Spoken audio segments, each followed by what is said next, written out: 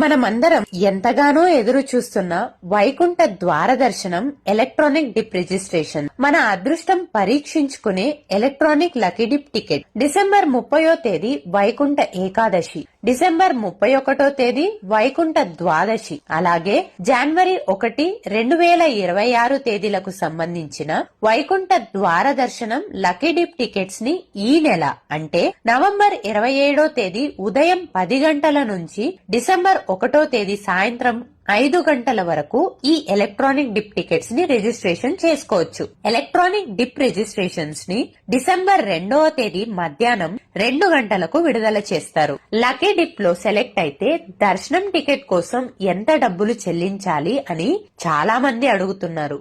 ఈ 3 రోజులకు అంటే డిసెంబర్ 30, 31, జనవరి 1వ తేదీలకు టికెట్స్ ఫ్రీ. సెలెక్ట్ అయ్యాము అని మనకి ఎలా తెలుస్తుంది అంటే మనం రిజిస్టర్ చేసుకున్న మొబైల్ నంబర్ కి మెసేజ్ వస్తుంది. అలాగే ఈ 3 రోజులకు 300 రూపీస్ విఐపి దర్శనం, శ్రీవాణి ఫ్రీ దర్శనం ని టీటీడీ క్యాన్సిల్ చేసింది. ఎలక్ట్రానిక్ డిప్ లో సెలెక్ట్ అయిన వారికి మాత్రమే ఈ 3 రోజులు అంటే డిసెంబర్ 30, 31, జనవరి 1వ తేదీలో దర్శనం ఉంటుంది.